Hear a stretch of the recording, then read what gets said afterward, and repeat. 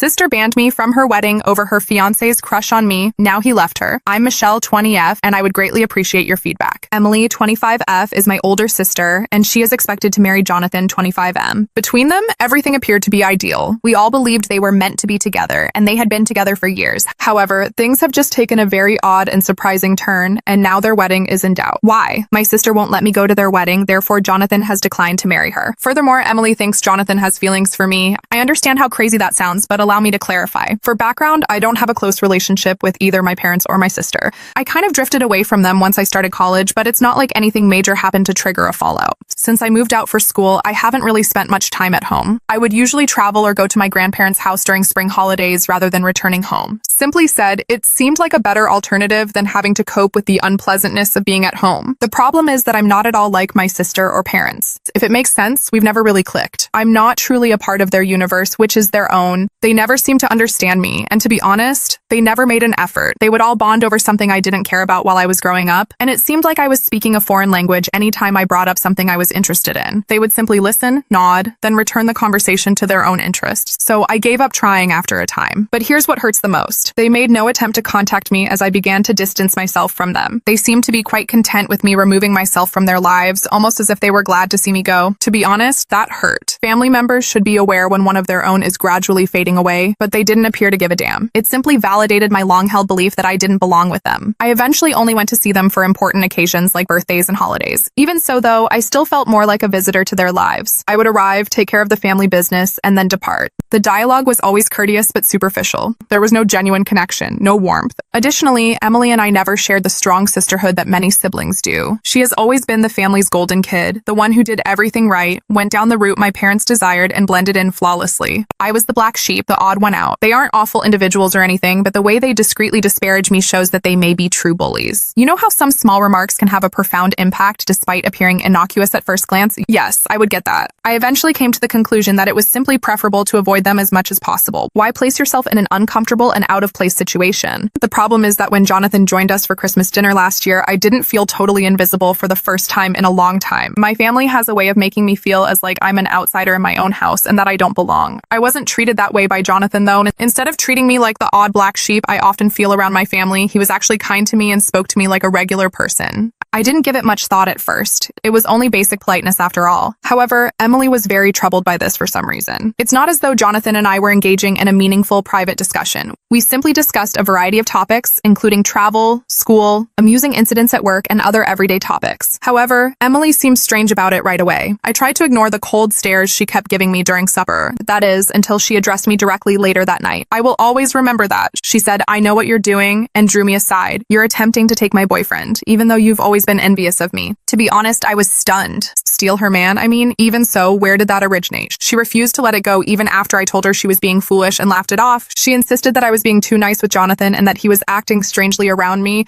It was such a crazy charge that I wasn't even sure how to react. Where the hell was this coming from? Being the center of attention has always been Emily's thing. My folks adore her. She's the ideal person. She's their golden child, so I understand. But saying that, I attempted to snatch her fiance. Even for her, it was a new low. Like I normally do with her drama, I tried to ignore it. I assumed she was simply being insecure or worried for whatever reason because we're not close anyhow. The problem is that after that night, things became strange amongst us all. I didn't believe Emily could have gotten any farther away. She seemed to be deliberately avoiding me now, even though we were never close in the first place. She would either act as though she couldn't be bothered or give me one-word responses if I tried to speak with her. She would be glued to Jonathan's side during family get-togethers as if she were claiming her space. It was absurd. Jonathan, however, pretended that nothing had changed. He remained courteous, amiable, and normal in my presence. What truly irritates me, I suppose, is how easily my family seems to agree with Emily. There were subtle clues, but no one ever spoke to me explicitly. Every time Emily and Jonathan were present, my mother would give me these strange stares. My dad, who is generally quite indifferent, began saying more about the value of connections and the necessity of family support. Everything was quite passive-aggressive. My anger increased as I gave it more thought. I've never been the kind to become entangled in the drama of others, much less that of my sister. Why would I suddenly get interested in Emily's fiance when we almost ever speak outside of family gatherings, it was illogical. My grandparents informed me of Emily's engagement a few months later. Indeed, I was not even informed that my own sister was getting married. Finding out from my grandparents was a stomach punch, even if I wasn't exactly expecting her to send me a personalized invitation with love and glitter or anything at this point. You know, the kind that validates your preconceived notions about your family's lack of concern for you. I suppose I had been clinging to a sliver of hope that, despite the stress and distance, she would still think of me as having been a part of this significant occasion in her life. Hey, we're sisters, right? I thought we may not be close, but I am still her family. That was obviously too much to ask for, though. When I learned about the engagement, I kept quiet to Emily. I initially assumed that she might have forgotten to tell me, or that she was simply preoccupied with wedding preparations. For some reason, I was still giving her the benefit of the doubt, even though I realized that sounds foolish. I assumed that she would ultimately give me a call, or at the very least, send me a last-minute invitation. However, days stretched into weeks, and nothing happened. Crickets. Then I got an unexpected call from Emily. Since we hadn't actually spoken since that strange accusation over Christmas, I must admit that I was taken aback when her name appeared on my phone. I replied, attempting to sound informal, as if my own sister hadn't forgotten me entirely. She broke the news to him after a few awkward minutes of small talk. I'm not inviting you to the wedding. As I tried to take in what she had just said, I became silent for a moment. Even though I wasn't particularly eager to leave or anything, it still hurt to hear her say it aloud. When I asked her why, she gave me the most ridiculous explanation. I don't want you there because Jonathan has feelings for you. It will simply be uncomfortable. I had to laugh, laughed aloud indeed. It was unbelievable to me that this was taking place. To begin with, Jonathan has no affection for me, and even if he did, I wouldn't have stood up during the ceremony to declare my unwavering love for him. I didn't even want to argue because it was also absurd. I simply hung up after saying, have a great wedding and happy marriage. It didn't really matter to me whether or not I was a part of her special day because I didn't need that turmoil in my life, and to be honest, we weren't close. Emily and I were living in two entirely separate universes, and I had long since accepted this. However, I simply needed to let things out and perhaps gain some external insight. Am I the only one who thinks this whole thing is crazy? Have any of you had a similar situation? I would appreciate any guidance. Update 1, I need to write this all down while it's still fresh in my head since yesterday was completely crazy. Emily's rehearsal dinner descended into total mayhem, and I was somehow pulled into the center of it all. My phone started exploding when I was spending a typical Thursday night cuddled up with my laptop working on an assignment. I chose to ignore it at first. Lately, I've gotten fairly adept at that. However, in less than 10 minutes, I saw that I had 7 missed calls from my dad. My dad doesn't call more than once now. He's the kind that assumes you're busy if you don't respond right away and will try again later. 7 calls then? There was clearly a problem. He was trembling when I finally answered. He sounded like someone I had never heard before. Michelle, you must visit the location immediately. Like a broken record, he said, right now. He just replied, it's about Jonathan and Emily, when I inquired what was wrong. Just come, please. His voice was so desperate that I was a little alarmed. But here's the thing. Did they really think that I would just drop everything and rush to their aid after all of the turmoil, allegations, and exclusion from the wedding? I told him just that. Remember, Dad, I'm not attending this wedding. Emily was rather explicit about that. Michelle, please, he replied. Jonathan is unwilling to hold the wedding without your presence. I was halted in my tracks by that. What? My phone beeped with another call, this time from Mom, before I could comprehend that bomb. She was crying, really crying when I turned over. She kept saying, your sister needs you, as if she had forgotten how they had all treated me during the previous few months. Listening to her cry about sisterly love and family loyalty when they had been okay without me until things went wrong was weird. Emily then called in a shambled, hardly comprehensible voice. Jonathan apparently showed up for the rehearsal dinner and asked me right away where I was. He lost it when Emily informed him I wasn't invited, but it was more subdued and disappointed than furious. He declared that he could not marry someone who would treat their own sister in such a manner in front of their friends, the wedding party, and both families. Recounting it, Emily sobbed into the phone. He claimed that after observing their treatment of me, he couldn't be a member of a family that would reject someone in such a way. I was just like Mom and Dad, he stated, adding that he didn't want to be around such poisonous behavior. If I'm being honest, a significant portion of me felt validated. At last, someone had witnessed what I had endured for years. In fact, someone had spoken up and declared that it was unacceptable. Emily wasn't finished though. In between sobbing, she began outlining this intricate plan for me to visit the location and explain that there was only a major misunderstanding and that I was the one who decided not to attend the wedding, claiming that it was entirely my idea. She persisted in repeating, we can fix this. Simply come and inform Jonathan that you have no intention of attending the wedding. Inform him that you were never left out. Michelle, please, I can't let him go. It was all breathtakingly audacious. It's absurd that after months of me behaving like a man-stealing villain and being told outright that I wasn't allowed to her wedding because her fiance could be attracted to me, she wanted me to lie in order to keep her connection intact after making me feel like trash in my own family. I let her cry on the other end of the line for a long time without saying anything. Then as coolly as I could, I said, I won't lie to you, Emily. You are now dealing with the repercussions of your decisions to ignore me and treat me as though I didn't exist. Fixing it is not my responsibility, but he'll hear you out. She almost let out a scream. He believes in you. I answered, perhaps he trusts me because I've never given him a reason not to. Perhaps he has doubts about your true identity because because of anything he perceives in the way you have treated me. In any case, I won't be attending the event and I won't tell lies to improve your reputation." She was still complaining when I hung up. I then made myself a cup of tea, switched off my phone entirely, and took a seat to truly think about what had just transpired. My phone continued to light up with notifications over the course of the following several hours. I examined it and found voicemails from my parents, missed calls from Emily's pals, and texts from relatives I hadn't spoken to in years. The entire family seemed to have banded together to try to coerce me into cleaning up Emily's mess. But what do you know? For the first time in my life, I was very sure that avoiding them was the proper thing to do. Jonathan alone had been able to see through their actions. Not because of anything I said or did, but because of how they treated me, he had come to that conclusion. And to be honest, that seemed like the fullest confirmation I could have hoped for. Last night, I went to bed without using my phone, and I slept better than I have in months. For once, let them handle the consequences of their own behavior. I'm done cleaning up other people's crap and being the family scapegoat. My grandparents, who are the only relatives I still communicate with, informed me this morning that Jonathan is not returning calls from Emily or my parents. It seems that he has informed his family that the wedding is final. My parents are working feverishly to contain the damage. Emily is inconsolable, and I'm just sitting here, at last content with my choice to keep my distance.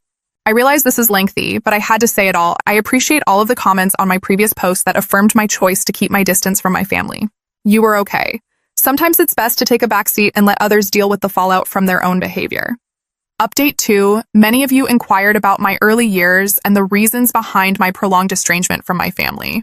Since it's a somewhat weighty story, I didn't delve into it in my first post, but in light of recent events, I believe this is a good moment to explore some of it. The problem is that I suffer from social anxiety. I always had the feeling that something was wrong with me as a child, but I was never able to articulate it. However, my parents were traditionalists who thought mental health conditions were merely pretext.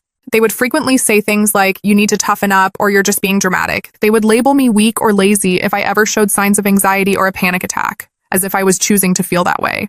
When I look back, I can see a lot of warning signs. I had this big presentation for English class when I was 15.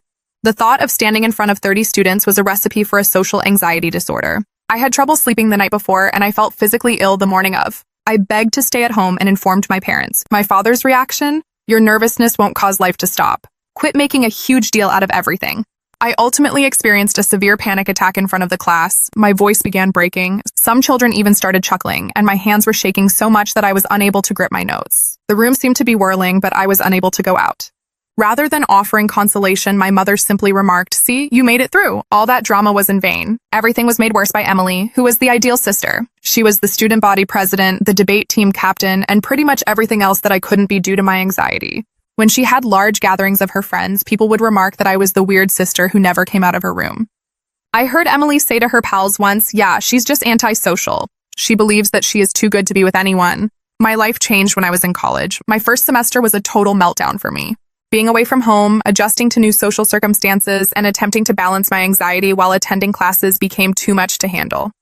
I recall feeling like I was dying while I sat in my dorm room, gasping for air. I was almost dragged to the college counseling center by my roommate, who, bless her, saw something was really wrong. The first person who truly listened to me was Dr. Martinez, whom I met there. She didn't urge me to toughen up or minimize my emotions. Rather, she assisted me in comprehending my condition. Dr. Martinez suggested seeing a psychiatrist for a proper diagnosis after a few sessions. It was like finally giving the monster I'd been battling my entire life a name when I received that diagnosis of social anxiety disorder. It wasn't seeking attention or being dramatic, as my family had always insisted. It was a legitimate ailment, and more significantly, it was treatable. The sessions of treatment opened my eyes. I learned from Dr. Martinez that my family's actions were not only unsupportive, but also purposefully damaging. She gave me advice on setting limits, advocating for myself, and identifying harmful behaviors. At that point, I began to intentionally distance myself from my family. What really bothers me, though, is that my parents totally rejected my diagnosis when I tried to explain it to them. "These doctors are just trying to make money by labeling everything a disease," my mother genuinely said. "I was merely using big words to justify my antisocial behavior," Emily added, rolling her eyes. "I made one final attempt to explain things to them last Thanksgiving, before all of this wedding turmoil began. I had prepared an entire speech on social anxiety, complete with research and figures. Michelle, when are you going to stop making excuses and start living in the real world?" My dad interrupted me mid-sentence. I came to the realization that they would never change at that point. They would never make an effort to comprehend. They had an unchangeable perception of me as the challenging kid, the dramatic one, the problem. And what do you know? It was strangely liberating to realize that. It made it easier for me to cease looking for their understanding or acceptance. In retrospect, I can see how this tendency directly contributed to the wedding scenario, my parents' hasty acceptance of Emily's story without even challenging it, and Emily's rapid leap to believe I was stealing her fiancé.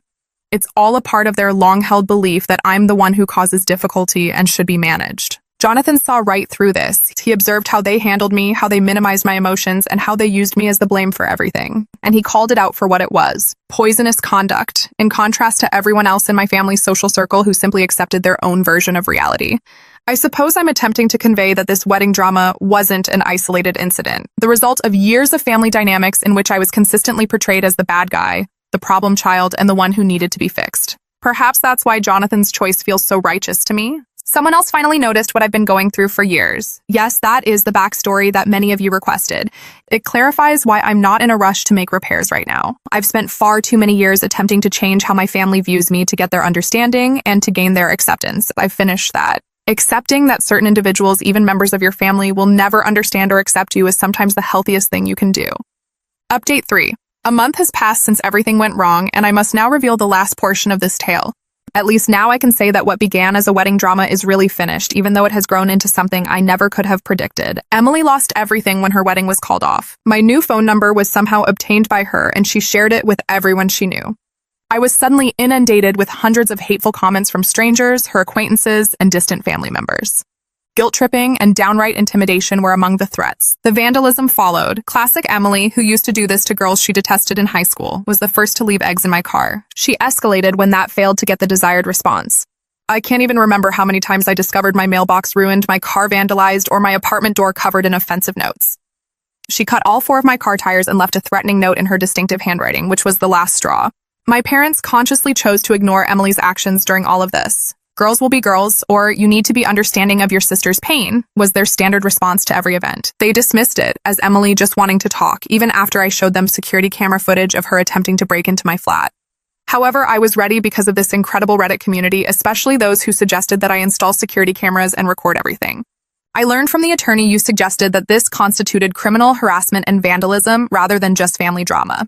Using witness accounts, video evidence, photos, and hundreds of threatening messages, we created a solid case. Emily ultimately realized she had gone too far when my lawyer provided our evidence along with the cease and desist notice. Her attempted break-in was captured on security tape, which was especially damaging. She attempted to bargain through her own attorney, stating that if I dropped everything, she would cover the damages. However, I declined. This was about accountability and penalties, not money. The court case proceeded quickly and decisively. Emily was accused of attempting to break and enter, criminal harassment, and vandalism. She was given a permanent restraining order, required therapy, and a 1-year suspended sentence. Given the deliberate nature of her conduct and the substantial evidence of her increasing behavior, the judge was especially severe. My parents' response to the decision was expected. For destroying your sister's life over a few pranks, they accused me of being callous. In fact, they advised me to just move away if I felt unsafe after I told them that Emily had repeatedly harassed me, damaged my belongings, and attempted to break into my house.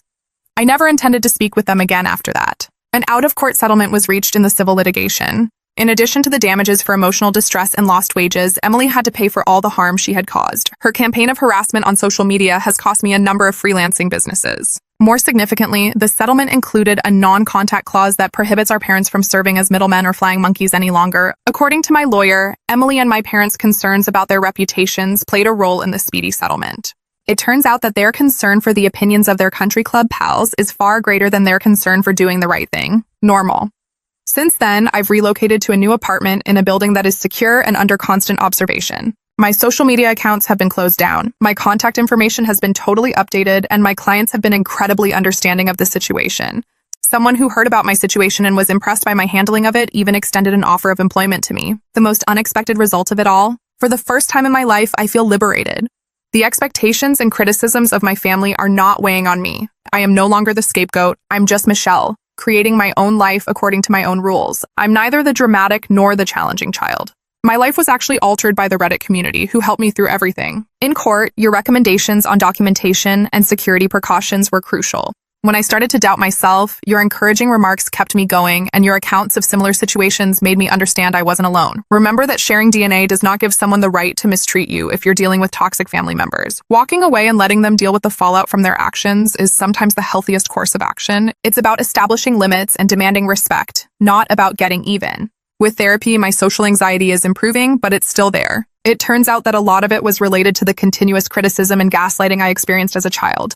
Who would have thought that removing poisonous individuals might be such a successful treatment? I will no longer be updated now that this phase of my life is genuinely over. I'm concentrating on my education, profession, and creating a new network of chosen family members for support. I want to express my gratitude to everyone who supported me and followed my tale. You gave me the confidence to leave and the strength to advocate for myself. Living well is said to be the best kind of retaliation. The best closure, I would add, is knowing that you have finally advocated for yourself. I'm tired of being used as a scapegoat or victim by others. I've taken control of my life and will never look back. Reddit, thank you for everything, and goodbye. Please do so and hit the notification bell to stay updated with more shocking real-life stories.